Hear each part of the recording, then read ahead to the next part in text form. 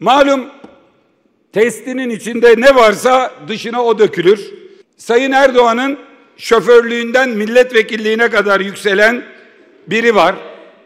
Yeliz. Bu Yeliz'i bilmeyen olur. Bu Ahmet Hamdi Çamlı diye bir organizma var. Böyle insana benziyor ama organizma.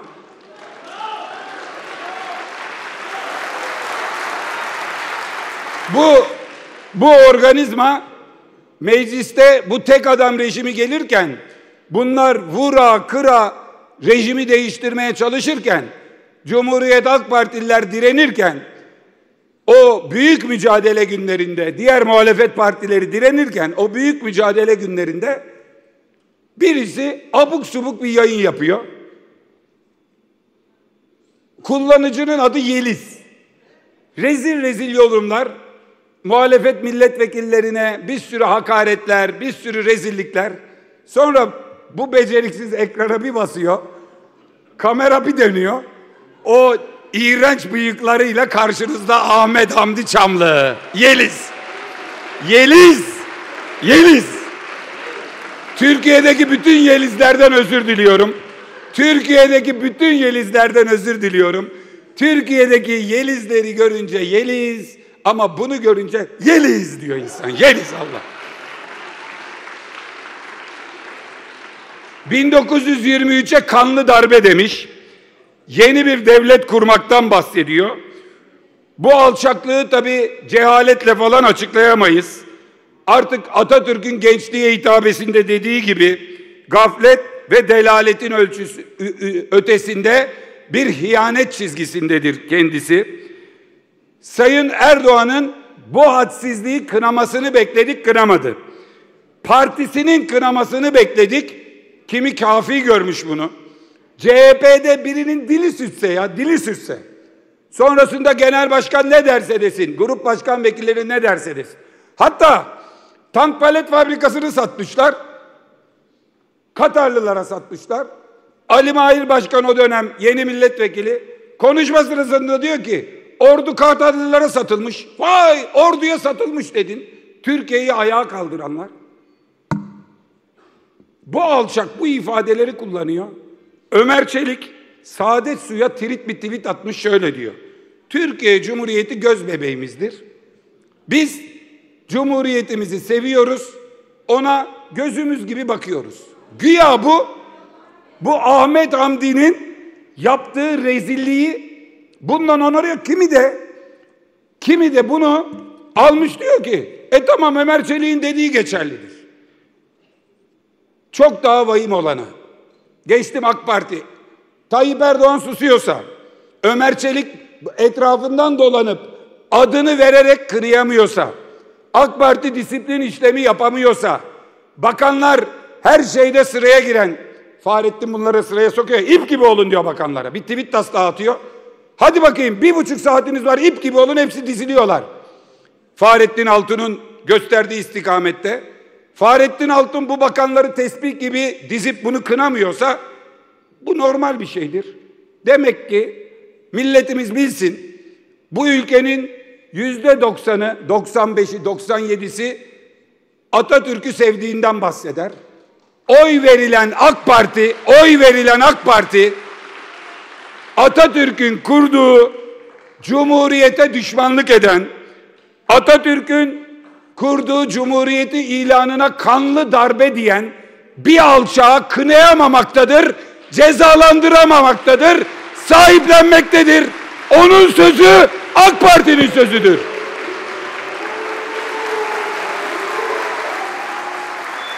Çok daha vahimi, şu ana kadar herhangi bir savcının, hani her şeyde reysen soruşturma başlatıyorlar ya, reysen soruşturma başlatmamış olmasıdır.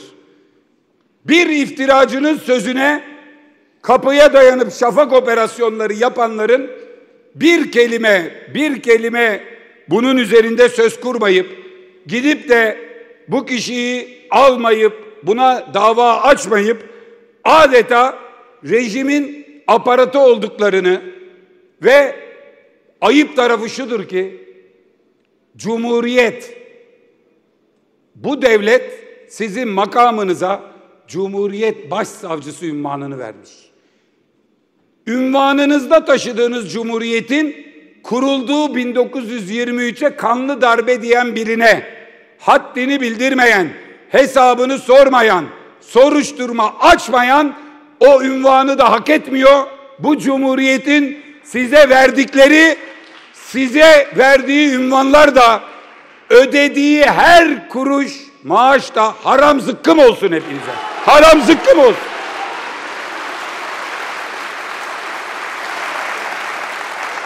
Buradan bütün milletvekillerimiz, grup başkan vekillerimiz zaten grubu bilgilendirecekti. Buradan canlı yayında söyleyeyim. Bütün milletvekillerimiz ve 81 il başkanımız kendi illerinde reysen harekete geçmeyenlere suç duyurusunda bulunarak o 81 ilden birinden bir savcı çıkacak, bu namussuzdan hesap soracak.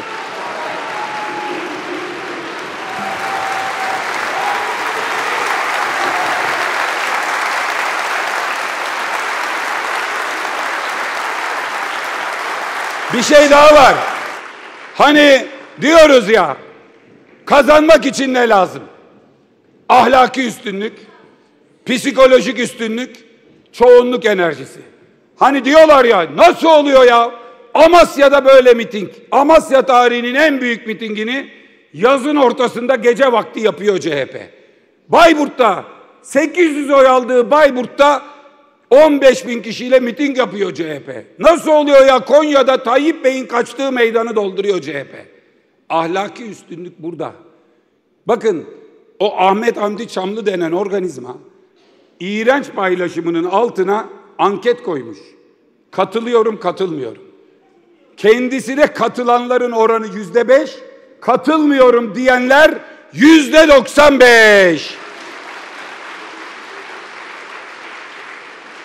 Savcılar reysen harekete geçmediyse büyük ihtimalle bu paylaşımı görmemişlerdir ya. Paylaşımı görenlerin sayısı 4.4 milyon kişi bir gecede. Bütün Türkiye'nin haberi olan ve %95'in katılmıyorum dediği, aslında milletin vekiliyim diye, gerçi öyle de demiyor da kendine. Milletin vekiliyim der, Saadet Vekili diyor kendine. Milletin vekiliyim diye yola çıkan, utanmadan hepinizin vergileriyle bu meclisten emekli maaşı alan adamın düştüğü şu hale bakın. İşte bu AK Parti siyasetinin geldiği yerdir. Ahlaki üstünlük de burada, psikolojik üstünlük de burada, çoğunluk enerjisi de burada. Al sana, al sana.